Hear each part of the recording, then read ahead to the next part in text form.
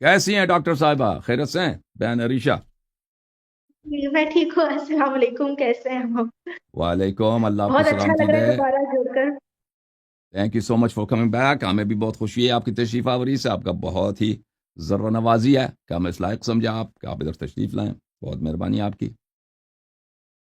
جی جی بالکل بالکل، اور آج میں نے یہی سوچا کہ کچھ سوالات ہیں جو آپ نے جیسا شو رکھا ہے، ٹاپک ہے کہ قرآن پاک کے لحاظ سے یا حضرت محمد صلی اللہ علیہ وسلم کی رسالت پہ اگر کچھ سوال جواب کرنے ہوں تو اس کے لحاظ سے ہم سوال اٹھا سکتے ہیں اور آپ سے جی اس کے بارے میں جانکاری بھی حاصل کر سکتے ہیں۔ جی جی تو صحیح، اگر آپ کہیں تو پھر میں کچھ اپنے رکھوں سوالات۔ جی بسم اللہ کریں۔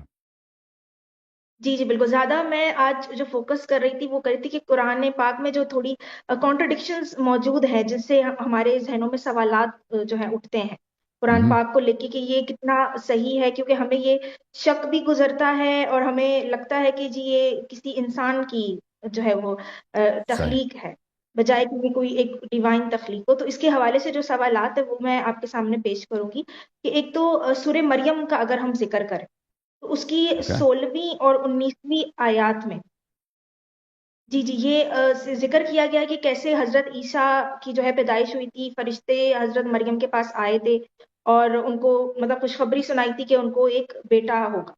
اچھا، اس جی میں اگر دیکھا جائے آگے اگر ہم جائیں تو آیات آتی ہیں 27 اور 28 آیت، جس میں حضرت مریم کو مخاطب کیا گیا ہے کہ اے ہارون کی بہن، اوکے، اور بعد میں اگر ہم دیکھیں جی جی ایک تو ان کو ہارون کی بہن کر کے مخاطب کیا گیا ہے، پھر اس کے علاوہ سورہ تحریم میں اگر ہم جائیں تو اس کی 12ویں آیت ہے جس میں آیا ہوا ہے کہ جی حضرت مریم کو دوبارہ مخاطب کیا گیا ہے، لیکن عمران کی بیٹی کہہ کے مخاطب کیا گیا، عمران کی بیٹی۔ اب اگر ہم دیکھتے ہیں حضرت عیسیٰ کی جو والدہ تھی حضرت مریم، تو ان کا ہسٹری میں اگر دیکھیں تو کوئی بھائی نہیں تھا ہارون نام کا، ٹھیک ہے، والد یا اخت بھی ہارون، عمران ہوں، نام کے نہیں، ٹھیک ہے۔ لیکن اگر ہم دیکھتے ہیں تو اس سے 1000 سال پہلے ایک گزری تھی مریم جن کے والد کا نام بھی عمران تھا، اور جو ان کے بھائی تھے وہ ہارون نام تھا ان کا۔ تو یہ ایسا لگتا ہے کہ یہ قرآن میں جیسے کنفیوز کر دیا گیا ہے، جس نے بھی مطلب اس کو تحریر کیا یا آیات میں مطلب بنایا تو اس میں مطلب انہوں نے کنفیوز کر دیا مریم کو حضرت عیسیٰ والی جو مریم ہے ان کے ساتھ۔ تو سو ایسی ہسٹوریکل مسٹیک تو نہیں ہونی چاہیے قرآن پاک۔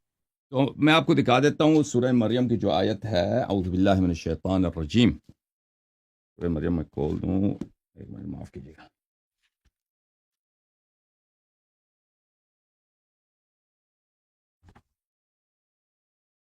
اعوذ باللہ من الشیطان الرجیم۔ جب مریم علیہ السلام، دیکھیں وہ حاملہ ہو گئیں بغیر شوہر کے، تو لازمی بات ہے کہ لوگ یہ سمجھ رہے تھے، بالخصوص ان کے جو دشمن تھے، کہ یہ انہوں نے کوئی غلط کام کیا ہے، تو انہوں نے غلط ناجائز جنسی تعلقات رکھے ہیں کسی مرد سے بغیر شادی کے، یہ حاملہ ہو گئے ہیں اور اب ان کا بچہ بھی پیدا ہو گیا۔ تو اب جب ان کے پیٹ میں حمل کا آثار پیدا ہو گئے تو وہ شرمندگی کی وجہ سے وہ بیچاری چلی گئی، شہر چھوڑ کے دور چلی گئی، وہاں پہ پیدائش ہو گئی بچے کی۔ جب واپس بچے کو لے کے آئی ہیں تو یہودیوں نے ان کو ڈانٹنا شروع کیا۔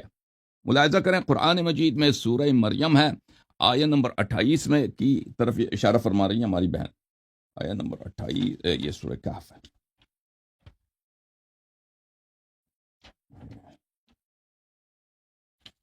سورہ مریم آیت نمبر 28، اعوذ باللہ من الشیطان الرجیم۔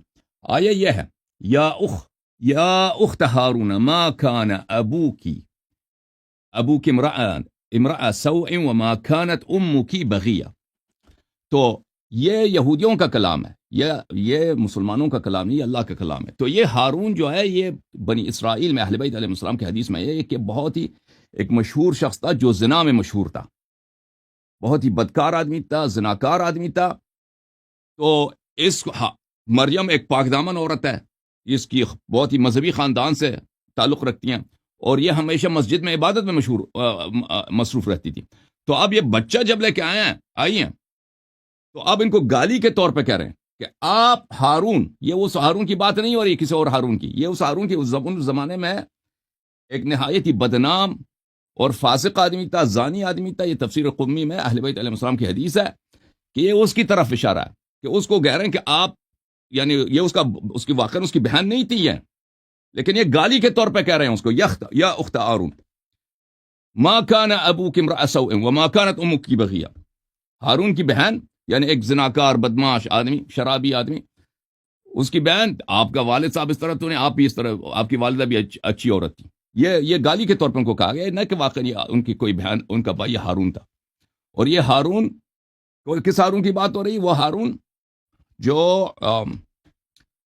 اس زمانے میں ایک مشہور فاسق آدمی تھا. اگر چاہیے تو میں وہ آپ کو وہ حدیث بھی دکھا دیتا ہوں کہ میں اپنے سے نہیں بنا رہا. یہ تفسیر قمی میں کھول دوں، ایک منٹ.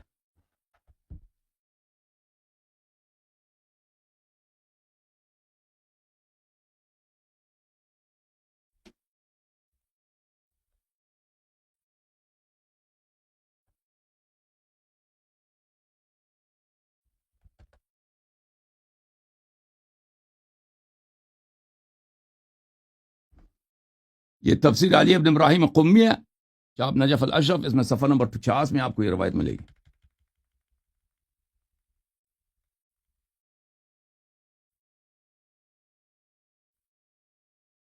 یہ سورہ مریم صفحہ نمبر 48، پھر صفحہ نمبر 50 میں جب جائیں گے نا، فقالو یا مریم، انہوں نے کہا یا مریم. اچھا، یا اخت ہارون، اس سے کہا اخت. ومعنى قولهم اخت ہارون ان ہارون كان رجلا فاسقا زانيا فشبهوها به من اين هذا البلاء. ہارون ایک فاسق زانی شخص تھا، اس کو ان سے رشتہ ایسے گالی کے طور پہ ایسے ان کے بہن کہہ دیا، واقعا اس کے بہن نہیں تھی. اچھا، پھر ان کو عمران کی بیٹی کیوں کہہ کے مخاطب کیا؟ اچھا، عمران کی بیٹی، سورہ تحریم میں۔ جی میں دیکھتا ہوں. جی 12ویں نمبر آیت ہے۔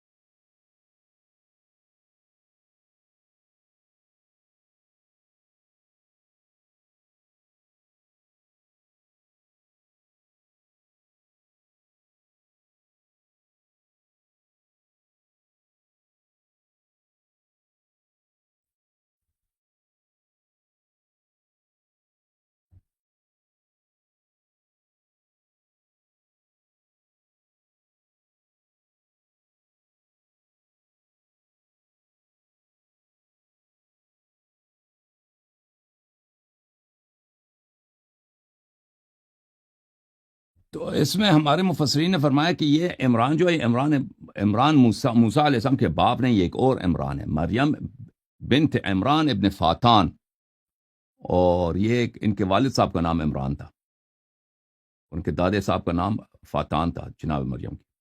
تو واقعا ان کی بیٹی تھی ہیں، لیکن یہ وہ عمران نہیں ہے جو موسیٰ علیہ السلام کے والد صاحب تھے، کیونکہ ان کے درمیان 2000 سال سے زیادہ فاصلہ ہے. جی جی. اچھا، یہ تو ان کو ہارون سے ہی کیوں ان کو مماثلت دی گئی؟ مطلب کسی اور سے بھی دے سکتے تھے، یہ تو دے ایک سکتے تھے، ہو وہ گیا نا، گالی دینے مطلب والے تو لوگ تھے نا، وہ تو آئے تھے ان کو ستانے کے لیے کہ بھئی آپ وہ. اب دیکھیں، ایک عورت، ایک خاتون ہے جو ہمیشہ پاک دامن رہی ہیں، ہمیشہ وہ عبادت کرتی ہیں، ان کے والد صاحب اور والدہ سب شریف لوگ تھے، کرامات ان کی مشہور تھی کہ یہ کیا کر رہی ہیں، مسجد میں ہمیشہ عبادت میں مشغول ہیں، اور آسمان سے ان کے لکھانے آتے تھے. تو اب یہ جو ہے ایک عجیب چیز ہو گیا کہ بغیر شادی کے، اب تماشا تو ہے نا، بغیر شادی کے وہ بچہ لے کے آئیں، تو یہ سب لوگ کہیں گے کہ بھئی اس نے غلط کام کیا. ایک بڑا اسکینڈل ہے، اتنا بڑا اسکینڈل، اتنا پاک دامن عورت بچہ لے کے آئے سب کے سامنے. اب وہ ہمیشہ کے لیے تو صحرا میں تو نہیں رہ سکتی، اب واپس شہر میں آئی ہے تو بچہ لے کے آئیے. تو انہوں نے کہا کہ بھئی گالی کے طور پہ، وہ بہت سارے گالی ان کے پاس آپشن تھا، لیکن انہوں نے اس زمانے میں جو سب سے بڑا وہ فاسق فاجر تھا نا، کہا کہ وہ اس کے فلانے کی بہن، اس گالی کے طور پہ کہا. شاید مزید انہوں نے بھی گالی دیا ہوگا، کیونکہ بہت سارے لوگ تھے وہاں پر، ان سے خطاب کرنے کے لیے آئے تھے، تو بہت سارے لوگ ہوئے ہوں گے، لیکن سب کو نقل نہیں کیا قرآن نے، وہ ایک نقل قول کیا، باقی بھی ہوا ہوگا. صحیح ٹھیک جی. ہے. اچھا، اس کے بارے میں صحیح مسلم کی حدیث وغیرہ بھی تھی کہ اس وقت بھی لوگوں کو، انہوں نے اس بات پہ اعتراض اٹھایا تھا کہ یہ ہارون کی بہن کیوں کہا گیا ہے. اور جو اس ٹائم پہ ہارون کی جو بہن مریم تھی اس میں اور حضرت عیسیٰ کی جو والدہ تھی ان میں تو فرق تھا 1000 سال کا. ابن کثیر میں بھی آتا ہے کہ حضرت عائشہ سے ایک بار پوچھا گیا تھا نا کہ یہ اس میں جو ہارون کا ذکر ہو رہا ہے وہ تو موسیٰ کا بھائی مطلب نہیں ہے. تو پھر حضرت عائشہ نے کہا نہیں تم جھوٹ بول رہے ہوگے. تو جو آگے سے کعب تھے انہوں نے کہا کہ بھئی اس میں تو 600 سال کا ڈفرنس ہے مطلب جی حضرت عیسیٰ میں اور حضرت موسیٰ کے مطلب ایگزسٹ کرنے میں تھا. صحیح. یہ اس یہ ٹائم پہ بھی میں نے یہ جو آپ لوگوں کو نے بتایا بات نا میں اہل سمجھا. بیت علیہ السلام کی تفسیر سے آپ کو بتا رہا ہوں جو حدیث ہے اہل بیت علیہ السلام کی. جی ہاں ہمارے ہاں جو جی شیعوں کے ہاں جو معتبر ہے وہ یہی ہے. صحیح صحیح. اچھا اگر اس کے علاوہ میں ایک اور سوال اٹھاؤں مطلب اگر جی جی یہ سائنٹیفک طور پہ تو سورہ مومنون کی ہے 12ویں سے 14ویں آیت جس میں ہوں، ایمبریولوجی کو تھوڑا ڈیفائن کیا گیا قرآن میں نا ہوں، جی کہ جی کس طرح سے مطلب ایمبریو بنتا ہے. تو اب جیسے میں تو ڈاکٹر ہوں تو ہم نے تو یہ اسٹڈی کیا ہے کہ جی جو بونز ہوتی ہیں اور جو مسل چڑھتا ہے بونز کے اوپر وہ جی ایک ہی ٹائم پہ ہی دونوں بن رہے ہوتے ہیں مسل اور بون صحیح. اور وہ ایک میزو ڈرم لیئر ہوتی ہے اس سے بنتا ہے. لیکن قرآن میں جو ہے اس کی ترتیب الگ لکھی ہوئی ہے. وہ لکھا ہوا ہے کہ جی پہلے ہڈیاں بنتی ہیں اور اس کے اوپر کورنگ چڑھتی ہے مسل کی. تو یہ اس آپ طرح سے کیوں آیا کہا کون سی گیا؟ ہے سورہ مومنین کی کون سی آیا 12ویں سے 14ویں آیت. 12 to 14.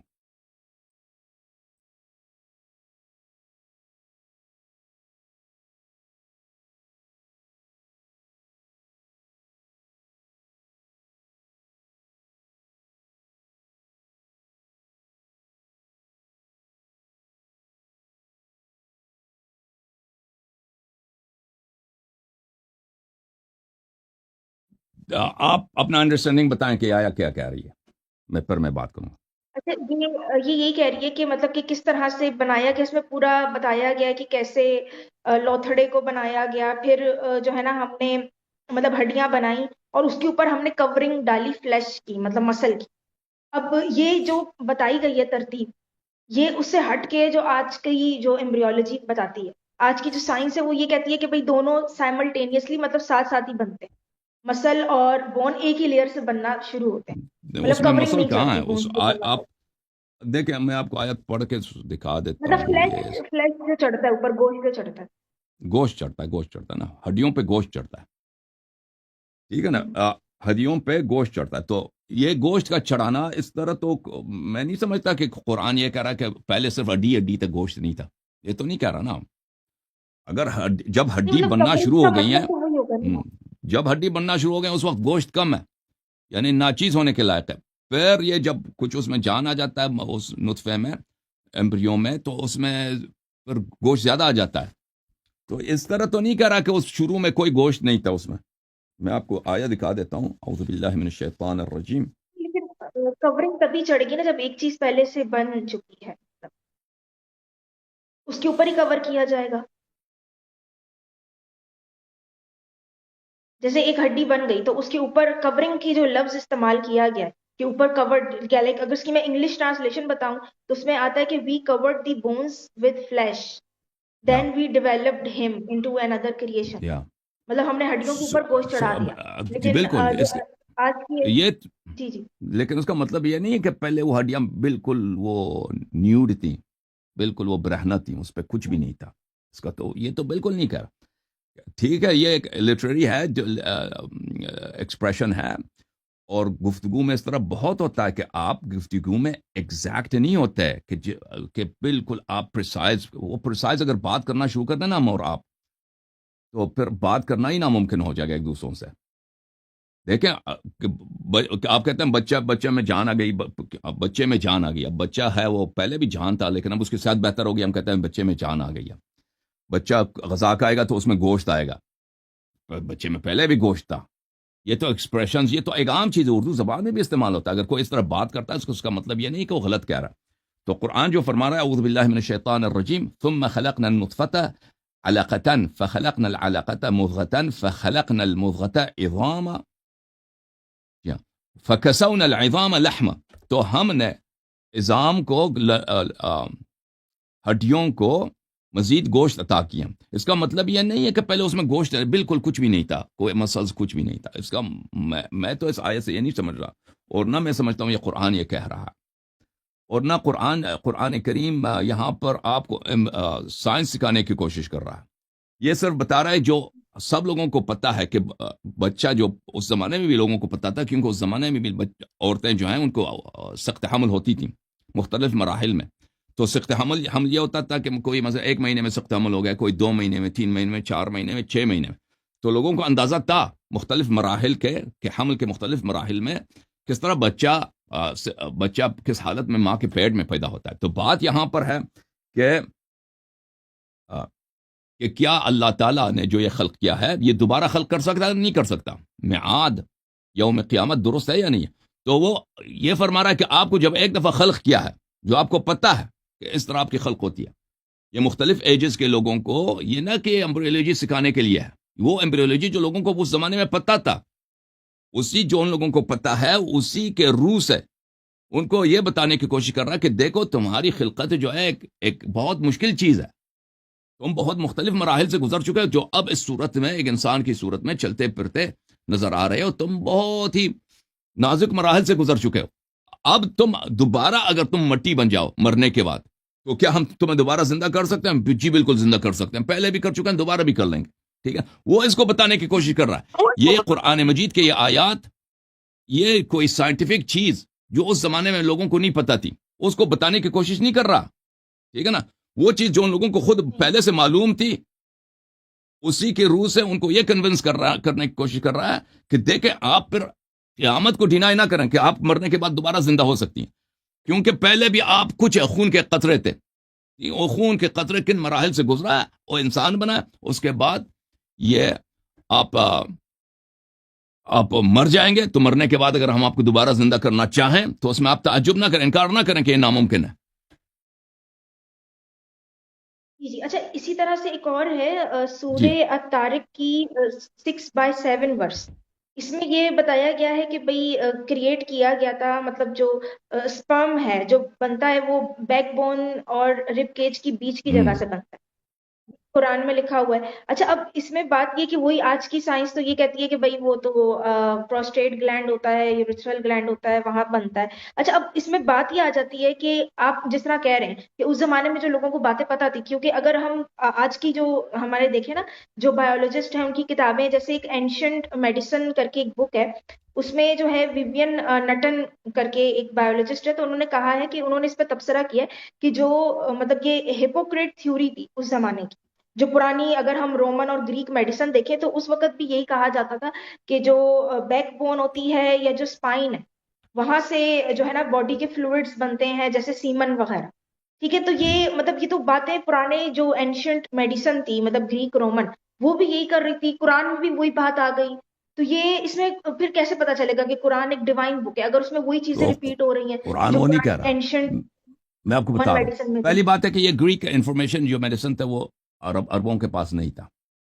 ٹھیک ہے نا, پورے عرب میں کوئی ایسا شخص نہیں تھا جس کے پاس کوئی ایک ہی بھی کتاب ہو, سوائے جوئش پیپل کے اور کرسچن, ان کے پاس کتاب تھا, باقی عربوں کے پاس ایک کتاب بھی نہیں تھا. لکھنا پڑھنا بھی بہت کم لوگوں کو آتا تھا. تو یہ کہ ان کو, اگر آپ سمجھتے ہیں کہ ان کو ایسی میڈیسن کی کتابیں وہ گریک میڈیسن کے پاس تھی, تو یہ ہسٹری میں اس کا کوئی ریکارڈ نہیں ہے. اچھا, پھر میں آپ کی خدمت میں اس آیے کو سمجھنے کے لیے میں آپ کی خدمت میں عرض کرتا ہوں کہ یہاں عام طور پہ اس میں یہاں پہ ٹرانسلیشن میں ایک ایرر ہوتی ہے, ایک مسٹیک ہوتی ہے. وہ آپ یاد رکھیں کہ جس گرامر میں جس چیز کو انگلش میں پروناؤن کہتے ہیں, عربی میں, اردو میں اس کو ضمیر کہتے ہیں. جس میں کہتا ہوں میں, آپ, یہ, وہ, اٹ, ہی, شی, تو عربی زبان میں اٹ ان ہی کے لیے ایک ہی لفظ ہے. اٹ ان ہی جو اینیمیٹ ہے اور ان اینیمیٹ ہے اس کے لیے ایک ہی پروناؤن ہے, دو پروناؤن نہیں ہے. یہ پہلی بات ہے. اور بہت دفعہ ہوتا ہے کہ افعال میں پروناؤن, یعنی اس کو دوبارہ پروناؤن کو ریپیٹ کرنے کی ضرورت نہیں ہوتی. جیسے انگلش میں ہم کہتے ہیں نا, ہی ڈرنکس, ہی ڈرنکس. اب یہ جملہ عربی میں یہ بولنے کی بہت دفعہ ہوتا ہے, بولنے کی ضرورت نہیں ہوتی. آپ صرف کہتے ہیں یشربو, ہوا یشربو یا یشربو ہوا, بولنے کی ضرورت نہیں ہوتی. مثلا اردو میں بھی ہوتا ہے, مثلا پیتا ہے. اگر آپ پیتا ہے کہتے ہیں، شاید اردو میں اکثر لوگوں کو سمجھ آ جاتا ہے، یا وہ کہتے ہیں وہ کھاتا ہے، وہ پیتا ہے، وہ سوتا ہے، وہ سو رہا ہے یا سو رہا ہے، کافی ہے. یعنی پروناؤن کو دوبارہ ریپیٹ کرنے کی ضرورت نہیں ہوتی، جملہ اس سے کامل ہوتا ہے. وہ عربی میں بھی اسی طرح کہ پروناؤن کو دوبارہ لانے کی ضرورت. اس کو جب آپ ذہن میں رکھیں نا تو آپ آیا کی طرف آتے ہیں. اعوذ باللہ من الشیطان الرجیم، سورۃ الطارق. اچھا، فَلْيَنْظُرِ الْإِنسَانُ مِمَّا خُلِقَ، یہ یہاں پہ بات ہو رہی ہے قیامت کی. دیکھیں کہ جو لوگ مذاق اڑاتے تھے اس زمانے میں کہ مرنے کے بعد ہم کیسے زندہ ہو سکتے ہیں. جب ایک دفعہ ہم مر جاتے ہیں، ہم دفن ہو جاتے ہیں، ہماری فلیش خاک میں تبدیل ہو جاتی ہے، اور ہمارے بونز بھی سڑ جاتی ہیں، خاکستر ہو جاتے ہیں، پھر خاک میں تبدیل ہو جاتی ہیں، تو دوبارہ زندہ ہونے کا یہ مذاق اڑاتے تھے کہ ناممکن ہے. تو اس کے متعلق اللہ تعالیٰ فرمایا فَلْيَنْظُرِ الْإِنسَانُ، انسان کو سوچنا چاہیے، مما خلق، کس چیز سے وہ اس کو بنایا گیا ہے. خلق من ماء دافق، اس کو بنایا گیا ہے کس چیز سے؟ اس پانی سے جو اچل کے نکلتی ہے، یعنی انسان کی منی، مرد کی منی. اچھا، یخرج من بین الصلب والترائب، نکلتا ہے. کیا چیز نکلتا ہے یہاں پر؟ کیا چیز نکلتا ہے؟ اگر آپ اس کو لگا دیں، کہہ دیں کہ نکلتا ہے، کہہ دیں یہ وہ منی کی بات ہو رہی ہے، ٹھیک ہے نا، تو بات آپ کی ہو سکتا ہے یہ اپلیکیبل ہو کہ بھئی منی جو ہے کہاں سے نکلتا ہے؟ وہ سلب سے نکلتا ہے، یا مثلا گلینڈ سے نکلتا ہے، ٹیسٹیکل سے نکلتا ہے، سلب سے نہیں نکلتا، ترائب سے نہیں نکلتا. لیکن اگر ہم اسی ضمیر کو یخرج، انسان نکلتا ہے، انسان کس چیز سے خلق ہوا ہے؟ وہ مائع دافق سے خلق ہوا ہے، منی سے خلق ہوا ہے. انسان نکلتا ہے من بین الصلب والترائب.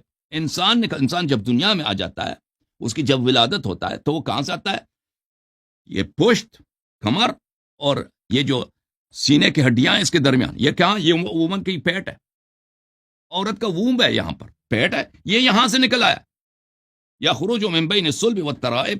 یہ کوئی ضروری نہیں ہے کہ دیکھیں، کیونکہ عربی زبان میں اٹ اینڈ ہی کا ضمیر ایک ہی ہے، پروناؤن ایک ہی ہے. اگر یہاں پہ اٹ لفظ اٹ ہوتا نا، کوئی ایسا ضمیر ہوتا کہ وہ ہم کہتے ہیں کہ یہ حتمن کس کی طرف جا رہا ہے؟ منی کی طرف جا رہا. بات آپ کی صحیح تھی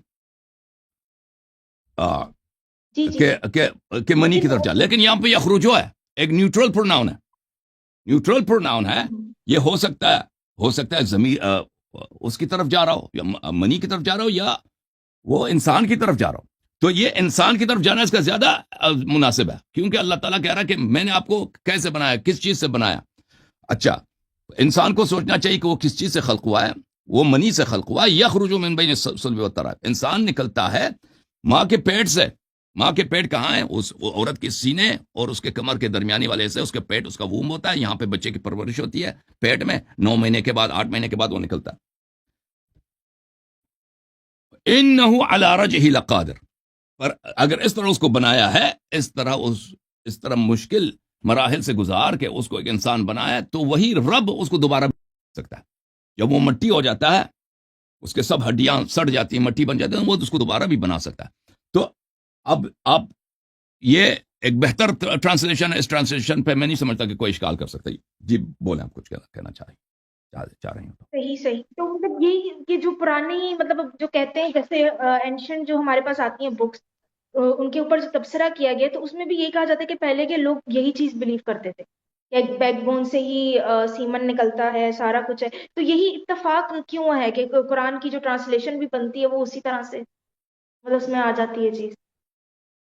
دیکھیں، یہ کہ یخرجو کو اگر ہم اس معنی میں دیکھیں نا، یخرجو ایک معنی ہوتا ہے، خلقت کے معنوں میں بھی آتا ہے کہ وہ خلق ہوتا ہے. اگر ہم اس کو کہہ دیں کہ یہ سیمن کی کریشن کیسی ہوتی ہے اور وومن کا جو ایگ ہوتا ہے اس کی کریشن کیسی ہوتی ہے، یہ تو ایک بہت ہی کمپلیکیٹڈ چیز ہے.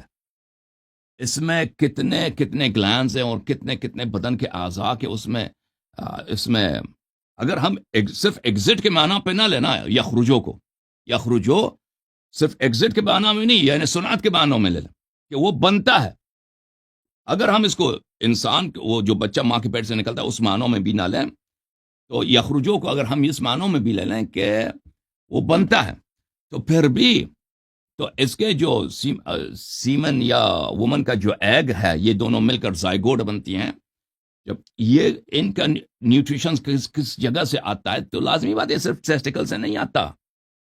یہ پورا انسان کا جو اسٹرکچر ہے، انسان کا ٹورسو ہے، टोर्सो मतलब सीने से लेकर कमर तक, ये किडनीज वगैरह, और ये सब उसमें इसमें इतना कॉम्प्लिकेटेड है कि भाई हम तो जब बायोलॉजी पढ़ते हैं ना, वो एक ही सेल के स्ट्रक्चर पे हम उसी में फंस जाते हैं हमेशा। इतना कॉम्प्लिकेटेड है कि आप दुनिया का सबसे जो एडवांस्ड गाड़ी है, मसलन टेस्ला है, या जो आपके इलेक्ट्रॉनिक कार्स हैं, वो उसके एक सेल के मुकाबले में कुछ भी नहीं है। एक जो ह्यूमन सेल है, एक या नॉन ह्यूमन सेल, एक बैक्टीरिया के, ये डॉक्टर साहब बेहतर जानती हैं हमसे, वो इतना कॉम्प्लेक्स है। तो ये जो जाइगोट इंसान का बनता है, एम्ब्रियो बनता है, ठीक है ना, या खुरुजु मिन बैनि सुल्ब व तरैब, ये हर जगह से उसको ये न्यूट्रिशंस आते हैं, उसमें वो एक पूरा सिस्टम है जो उसको ऐड करती है इसके बनने के लिए। या खुरुजो को हम इस मानों में लेते हैं, बनने के मान। अब ये आप कहते हैं कि ना कि पुराने जमाने के लोग भी यही सोचते थे, कुरान भी यही कह रहा, तो हम इसको नहीं मानते कि कुरान भी वही कह रहा है जो पुराने जमाने के लोग कह रहे थे, ठीक है ना।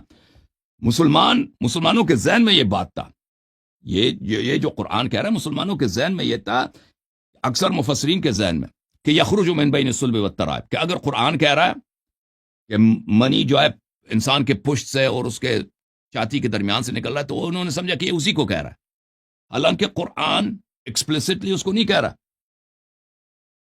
कुरान की इसी आयत को बहुत वजूह के साथ आप इस तरह तफसीर कर सकते हैं कि बच्चा जब पैदा हो जाता है तो वो सुल्ब और तराइब के दरमियान से, कमर और सीने के दरमियान वाले हिस्से से, यानी इस वुमन का जो वूम होता है, उस मैदान से, उस इलाके से, उन ऑर्गन से वो बाहर निकलता है, दुनिया में उसकी पैदाइश होती है। जी सिस्टर। जी जी जी।